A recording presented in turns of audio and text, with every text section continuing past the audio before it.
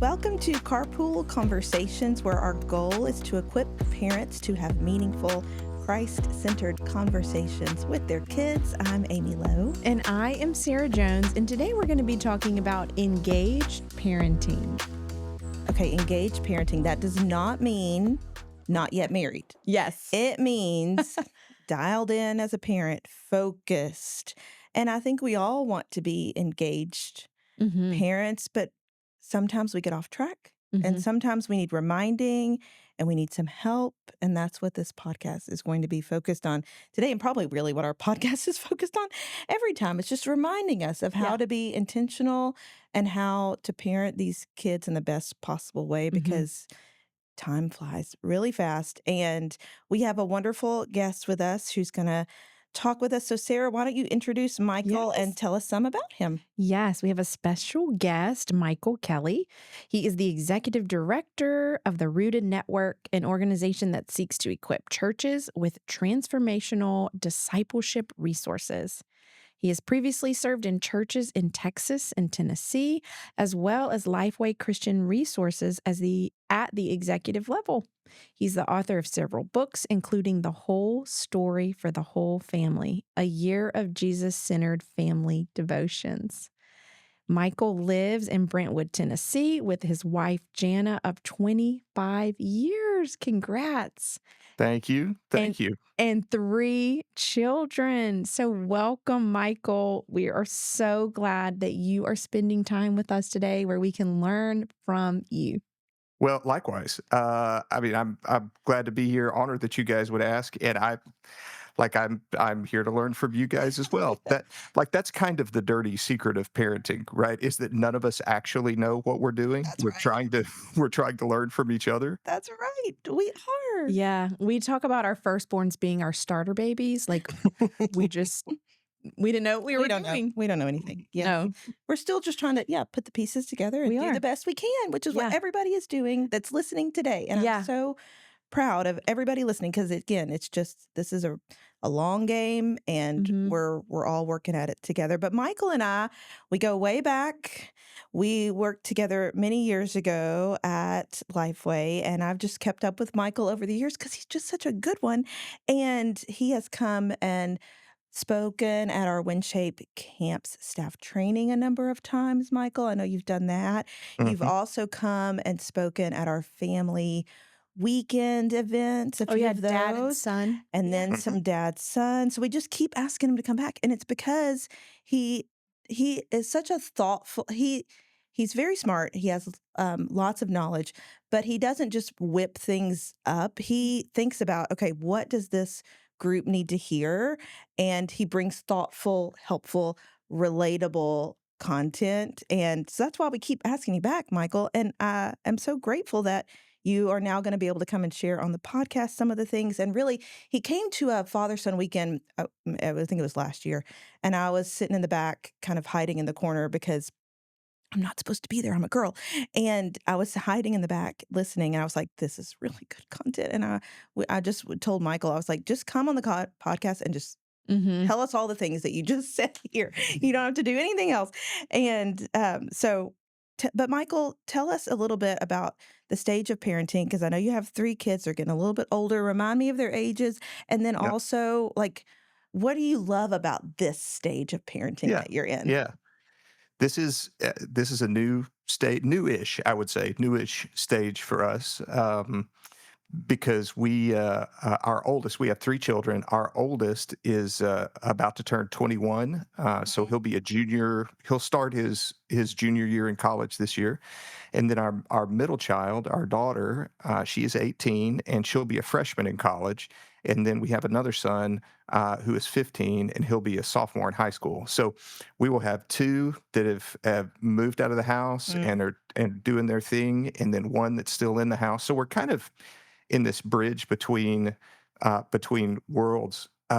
Amy, you asked about the different stages of parenting. I mean, I feel like one of the challenges for parents is for your parenting to mature in a sense with your kids. So when you have when you have really little kids, your main role as a parent is just a protector. Like you're Yeah.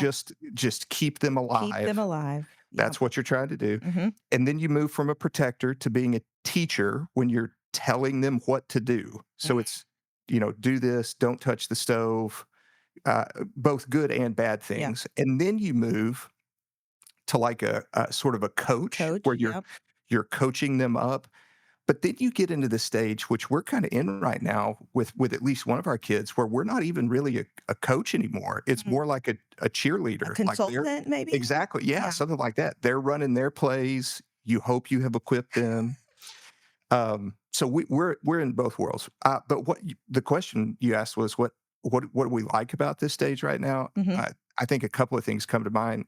One is that your kids get to that point and they really have developed their own personalities and their own sense of humor and stuff that they really like, and you start engaging with them in a different kind of way. So just by way of example, our oldest is a an art and graphic design major, so he's super creative, and I don't know anything about that world, and it's like a role shift because now he's Mm. the when we engage about that, he's the expert in that conversation, Mm. and it's just kinda neat to That's ask so him, fun. "Help Yeah. me learn about this." So that's one thing, and then another thing is, it's a little bit more self-serving, but still, it's you said, a couple of minutes ago that parenting is such a long game, which it is.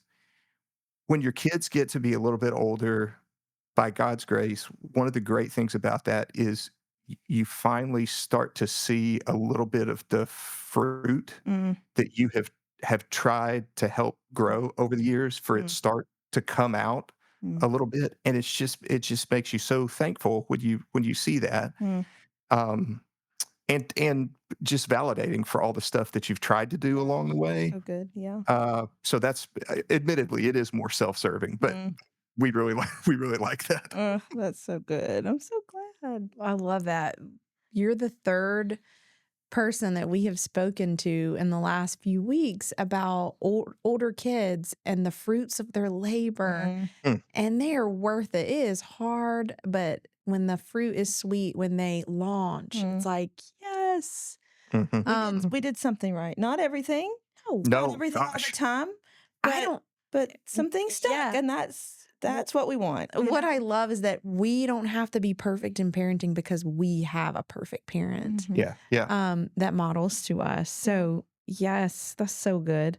So, you've lived in this sort of discipleship world your whole career. I would love to know in different ways and in different places. Amy actually has mentioned to me, and here in this space, just some research that you did at your previous job, and it was about the things that helped kids stick with their faith after they left the nest. And I would Mhm. love to hear from you. What were those things the parents did in those growing up Yeah, years yeah. that were key? If you'll tell us about that.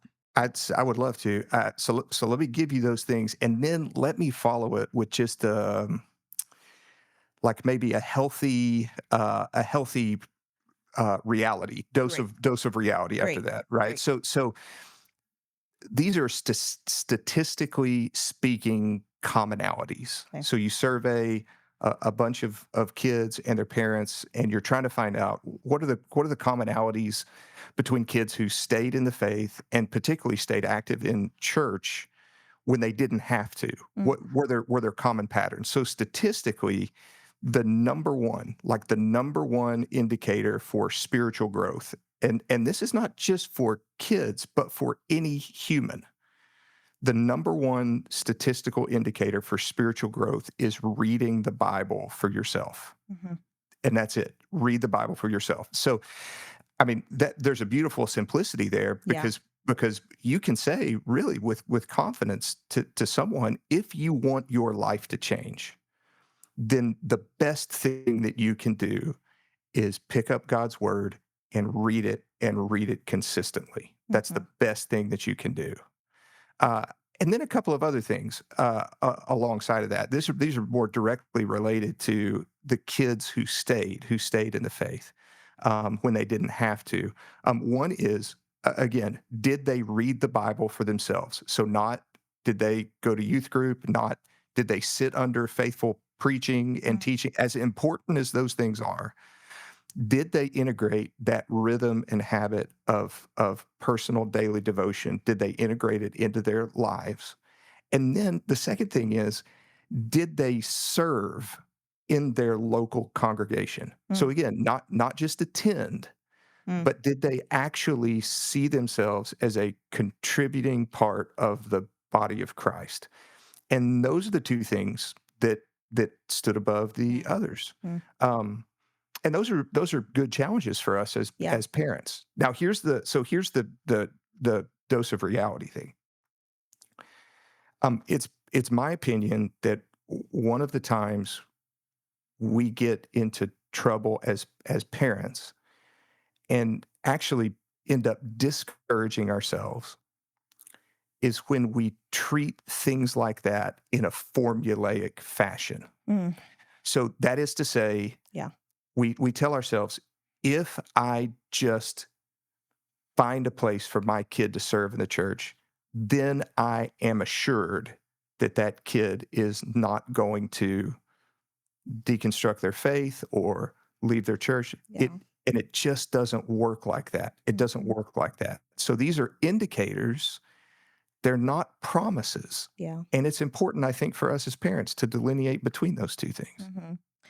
Totally, Michael, and I think so often we do want that checklist and we do want that like, okay, if I do this, then that will equal this. Mhm. And we know that doesn't always happen, but I think it is beautiful that research because that is something we can help Yes. foster in Yeah. them, and it's not hard, it's not I don't have to have a theology degree.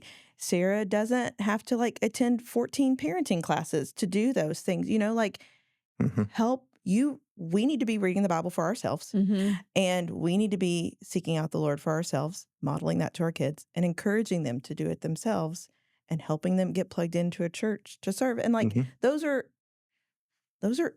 easy things for us at least to, like, work on with them, and it Yes. doesn't take a Yeah. PhD or anything like that. No, not at all. Yeah. There are actions you can take, and Yeah. maybe another way to say it would be these are things that you actually do in faith. Like Yeah. you were Mm. when you encourage your kids and provide the means and the opportunity and the environment for them to serve and to read the Bible, I think one of the ways that you guard against treating that like a magic bullet that you're Mhm. firing for the rest of your life is that you recognize that these are things you are doing in faith. Mm. So Mhm. I'm trusting that the Spirit of God is going to illuminate the Word of God when it's in front of my kid, Yep. and I can't do that, but I can create an environment where that can happen. So I'm doing this in faith. I'm Mhm. doing this in faith. And Yeah. that it really does take a lot of pressure off your shoulders Definitely, as a parent. definitely. Yeah. But at the same time gives you something Mhm. active that you can do. You're not Mhm. passive, Right. but neither are you operating in a formula driven kind of mindset. Mhm. Yeah, for sure. So, Michael, you came, like I mentioned, to Father Son Weekend a little bit ago, and I'm sure that when we chatted with you about what to bring, we maybe gave you some ideas. But when you came, you spoke on the title was Engaged Parenting. Now, it was to dads specifically, which was wonderful. But again, as I was listening, I thought this is for all parents. And so tell us, like, what do you mean by engaged parenting? And, like, kind of give us an overview of what that meant to you as Yeah. pitched it out. Yeah. In my mind, the simplest way to think about it is to be an engaged parent means that you are active and intentional Mm, in the things that you do, and that's it. that's That's all. Yep. that's what it means. So it's a general characteristic that then leaves room for specific decisions Mm, based on the family. mm, So that is, you can be an engaged parent and homeschool your child, mhm, and you can be an engaged parent and send your kid to public school. Those are individualized decisions. The important thing is that you are thinking through and actively involved in the decisions that you're making. mhm, It's more of a mindset that leads to then specific decisions that you make on behalf of your kids. mhm, Uh, And so that I think that's the encouragement is that you're making decisions, setting patterns, you're establishing these rhythms, but you're doing them Mhm. on purpose. Yeah. On purpose. How did that you had good conversations with the dads that weekend, I'm sure. What did they say about, this content when they talked to you? I mean, I think they received it favorably. In some sense, I left the hardest work for them to do. Mhm. Like in a lot of ways, it would be easier and even simpler if, like, if you guys wanted to plan a parenting conference that was called, um, "Here's the uh, best and most biblically faithful way to educate your children," right? Okay. And Yeah. then just gave them all the checklist things to perform. But Mhm. but but we didn't do that. Yeah. So they received it. Hopefully, Yeah. what it did for them then was say, "Okay, I've got this mindset. Mhm. Now I've got to do Gotta the go hard back. work Yeah. of, yeah, filtering that down in all these decisions that need to be made on behalf of our family." Mhm. That's good. If I can just be vulnerable for just a second, I think the number one roadblock for me to be an engaged parent is my cell phone. And just being intentional to say, I've got to cut this Mhm. off because when it dings, I pick it up. And Mhm. I'm, my kids will call me on it. Mhm. They'll be like, Mom, we were talking to you. It's like, Mhm. you're Mm. exactly right. You Like, know what Tim Tosopoulos says? what do you Turn it say? on silent all the time. He keeps it on silent all the time. And then whenever he wants to pick it up, he'll respond to people, but he Yeah. keeps it on silent. I was like, and I cannot do that in the summer in my job, but when I'm not in the summer, it's on silent. It is. Okay. Yeah, I need to have a better boundary there. I don't know, somebody listening, if that encourages you. If that's you, Yeah. that's me, and that's okay. If you say it out loud, I feel a little better about it. So, You Uh, acknowledge it. Yeah. well, I resonate with that too. So I would recommend, a here's a resource that was really helpful for us in that. So Andy Crouch, do you guys know Andy Crouch? Have you, Mhm. it's got a lot of great books, but there's a little book. It's super simple and really actionable, and it's called The Tech Wise Family. Yeah. Now, it It's it getting dated. Yeah. It's it is getting a little dated. bit, and Yeah. I would also say, I think I don't know Andy Crouch. Andy, if you're listening to this, I thank you for your wonderful resource. Um, we don't do all the things okay. In Andy Uh-huh. Crouch's book, But some of because them. but a lot of them, and at least the mindset behind them. But it is a great thought provoking and super actionable resource for anybody, which is all of us, right? For anybody Yeah. who you are connected and your Mhm. kids are connected, and how do you navigate that? Mhm. It's probably 100 pages. It's an easy read, That's but good. very helpful. Yeah, that's good. That's good. My husband is in the brain work field, and he says you need 72-hour detox to rewire your brain. Oh, wow. I know. So 72 hours, I'm going to turn it off over the week. I do turn it off on Friday for Sabbath, but I'm just saying, like, in my busy work rhythm, I Yeah, need a better boundary. So yeah. thanks for thanks for helping me figure that out. Okay. So in this idea of engaged parenting, you have a 3-step process. And the first one you say is a higher vision. So talk to us about what that means. Yeah, so this is really about establishing the right mindset of a parent.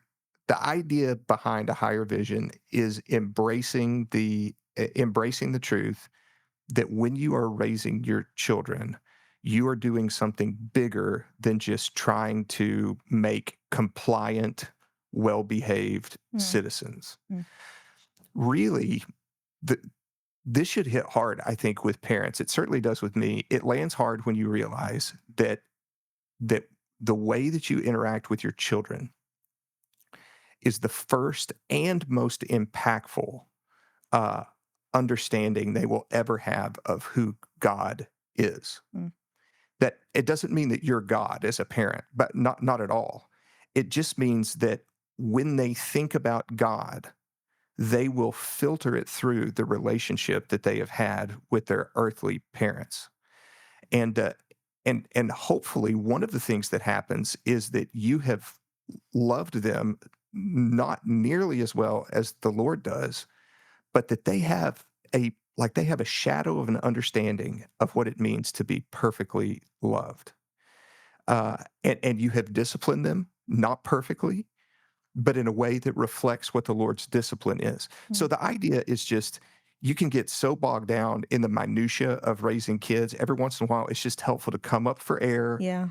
and just think, okay, this is what we're really, really trying to do Mm. here. Is we are doing something bigger Mm. than just the day to day.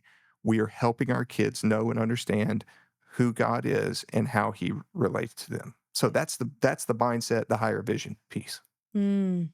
Yeah. I think you're right, Michael. We are so in the the details and like what's the next thing and busy. Mhm. So that's a good date night Yeah. conversation and a good thing for you to think about, especially probably in like certain seasons too. Mhm. We always use like the fall as a good reset. We use Mhm. January as a good reset, and so Mhm. like using those kind of maybe seasons to do that too. Yeah, that's what I was gonna say. We call it a reset of like, okay, let's refocus our attention. Like, let's renew our minds around this whole step one, the higher vision. And honestly, I think the enemy wants you to be busy. He Yeah. wants Yeah, you to yeah, be too busy to disciple your kids. Mhm. yeah. And so I've had to just be like, no, he's the father of lies, and that's a lie. And I'm not gonna Mhm. I'm gonna reset. We're gonna pause. We're gonna stop So being so busy. that's really, really helpful for you to say that. It made me think of like one of the times when this landed most heavily on me is our kids. I don't know if you guys have you guys lived in the like the travel sports world? W we have. Okay. uh, and it is so this next 90 seconds is not a commentary on the travel sports world. It's just meant to say that if you've lived in that world, it is, Sarah, everything that you just said. It's busy and it takes a lot of decisions and Mhm. it's emotional and all those things. And I remember Janet, my wife, and I remember distinctly a few years ago, like we were in the midst of this with one of our kids, and we really just had like we had to look at each other and be like, all right, regardless of what we as a family decide to do in the travel sports world, one of the things we got to remind ourselves of is that what we're doing here, we are not trying to raise baseball players. Yeah. That's not our end game. That's not what we're trying to do. Yeah. So let's do, Sarah, exactly what you said. Let's Mhm. just refocus here. Mhm. What are we Mhm. actually trying to accomplish? And Mhm. it's not raising base. He may play baseball. He may not play baseball, but Mhm. that's not ultimately what we're trying to do. Yeah. No. Yep. Yeah. Take a step back, survey the horizon, think Mhm. about things from a big picture, and then go back in. I love it. Yeah. Okay, so that's number one. And then you said the next two steps were realistic hope and intentional Yeah. actions. Talk to us about Yeah. those two. So the realistic hope part we've already touched on a little bit about treating some of these things that we do like magic bullets. We need to be realistic about what's happening. Um, this is I think Proverbs chapter 22 verse 6 is a wonderful verse of scripture that is very easily treated like a magic bullet. So that's the verse that says, Train train up a up a child. child, yep, in Mhm. the way he should go. When he's old, he will not depart from the way. Mhm. Yes. So that is not a promise. Promise. Yeah. That is a proverb. Mm. So proverbs are not promises. They are general descriptions of the way things usually work Mhm. and the way that they should work in God's kingdom. It Mhm. doesn't mean they always work that way. Mhm. So, man, there are so many people so many parents who have done all of the things Yeah. that you think they should do, and their parent and their children have walked away from the faith. Mhm. Mm. And it has caused them, I think, to look at a verse like this and question, what did we do wrong? Well, Yeah. the truth is, children make their own decisions. They're going to make their own decisions. Mhm. So Proverbs 22:6 is not a magic bullet. It doesn't mean if you have a family devotion or whatever that you are ensuring that your kids are faithful. It is what we said earlier in the podcast. It is you in faith are trying to set the conditions in which it is likely for certain outcomes to happen. Mhm. Um, Maybe another illustration that would be helpful for people to hear is to understand that raising kids, and not just raising kids, I think, but discipleship in general. The biblical illustration is a field.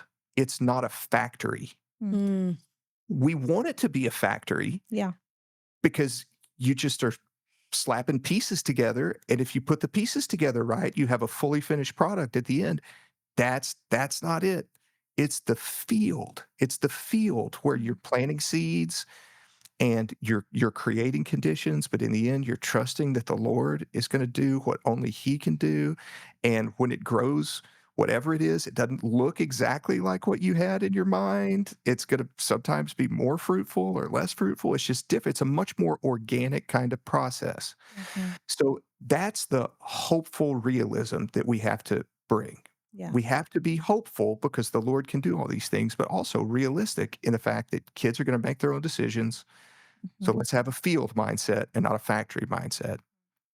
And mm, then that in turn leads to the intentional actions. So these are all kinds of things that all the decisions that you make from the right mindset and from the sense of realistic hope. It's about how you order your days, the Mhm. patterns you want to put in place, be all different kinds of things that you choose to do. Um, Mm. Regardless of what those individual actions are, they all come from the same place. They all come from that mindset Mm. that's a higher vision and it's a realistic kind of hope. So that's what we talked about. Did you mention any specific individual intentional actions to the dads when you talked to them, or did you let them like kind of share with each There's other? one, yep, a little bit of both. There's one that we talked about that has been really meaningful for our family, Okay. personally. So one of the things that we talked about was the fact that for a lot of years, we have had a consistent family devotion Mhm. time, same place, every morning, except we don't. I mean, we don't do it on Saturdays and Sundays, Mhm. and we don't do it in the summer. So we do it during the school year Yeah. every day, Mhm. and that's the pattern that we've set up. Now it has changed over the course of time, and we've been doing it for long enough now, where it's kind of neat right now because we're at the stage now where a different member of the family leads it Mm. every day. So the kids at this point know, hey, I'm responsible. That I'm going to read this passage and I'm going to ask questions and I'm going to lead this devotion Mm. in the morning. So that's very cool That's fun. to see. Um, but the reason that I wanted to bring that particular, example out is first of all, because it was it has been super meaningful for our family, but also because I think one of the things that a time like that does is it just normalizes spiritual conversations Mhm. with your kids. You don't want it to be weird when your kid turns 18 and you say, Let's pray about what the Lord wants us to do about like that." You don't want it to be weird. You want it to Mhm. be normal. Like, Mhm. of course we're going to pray about that. Mhm.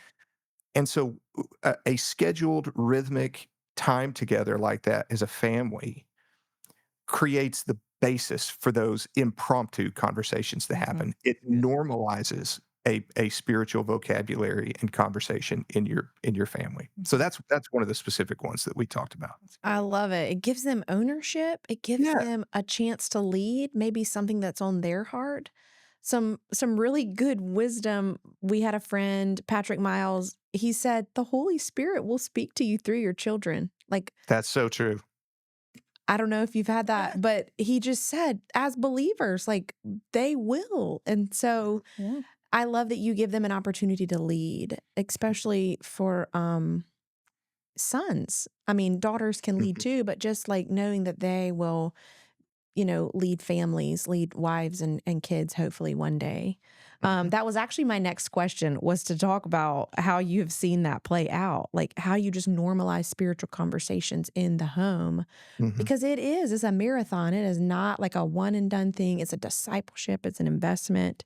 mhm. Um, that you can practice. So any other ways that you would do that other Uh, than so that's one. I think that is one of the ways that you apply, like, one of the classic Bible parenting passages is Deuteronomy chapter 6. That's the Mhm. passage where it talks about, the words of the Lord. You want to put them on your forehead and on Mhm. your house, on your door, and talk about it when you go out and when you come in. Um, and what you're trying to do there again is set the expectation that we are a family in which we talk about spiritual things Mhm. and we talk about those things together. Mm. Um, so that doesn't happen by accident. But I will say, I think it's important to recognize. I think this is probably true for most families. It's certainly true for us that our most meaningful spiritual conversations have not been at our regularly scheduled Mhm. spiritual conversation time. Time, yeah. Yeah. They've been out while we're doing our stuff Yes. during the day. But I really believe that those impromptu, spur of the moment conversations probably wouldn't have happened Mm. if we didn't have the regular Mhm. spiritual conversations that laid the groundwork Yeah. for it. Um, Another thing that especially if your children are younger, another really really good thing that I would encourage parents to do is, you're coming home on Sunday, you're going to eat together anyway. You could just make it a rhythm in your home that for Sunday at lunch, we're always going to have a spiritual conversation about what you learned in Sunday school or Mhm. in the That's worship good. service. And that just becomes a rhythm too, Mhm. That's good. in a way that you continue to introduce Mhm.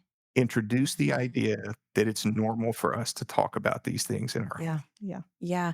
And not just like my husband and I have talked about this. Like Christianity is not for just when we're at church. Like this is a daily renewing of our minds and intimacy with Christ, like who made us. So this is a Monday, Tuesday, Wednesday. So I love that you do it Monday through Friday with your family. You have your devotions. But I love camp ministry because my daughter, as a first grader last year, came home with some beautiful questions about the gospel. And she was taught worship songs and she started her day every day worshiping the Lord Mhm. Mhm. and singing the song, "This is the gospel. This is the good news. Tell everybody there's a God that loves you." And so we moved the conversation from actually following Christ, like studying the word, like head, heart, and hands. And you mentioned in the very beginning about the service piece, that being something. So we're the head, the heart, and now we're going to Yeah, move love the that. conversation Yeah. to the hands. So, Yeah, Mhm. yeah, that's wonderful. Yeah. That's wonderful. Uh, when you can do that, Sarah, I think it's great. You can provide immediate action points for your kids. They start to see themselves differently, and they start to see the church differently. That's an important thing too. They start to understand that, like, the church is. Yes, we go to church, mhm. but it is important that we are like, people are Mhm. relying on us to Mhm. be at church. Mhm. We need to be there because we have Mhm. things that we need to do for Mhm. others, for the Mhm. Lord. That's a good thing for kids Mhm. to feel. Yeah. Love it.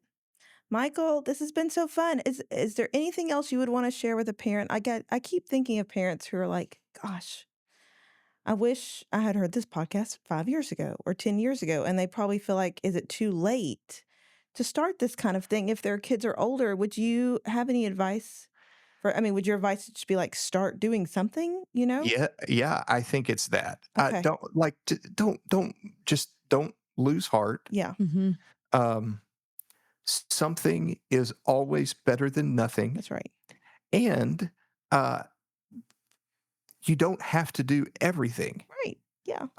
You really don't. You don't have to do everything. Hmm. Um, be intentional, think clearly, don't panic, um, and do something. Yeah, Do something. that's so good.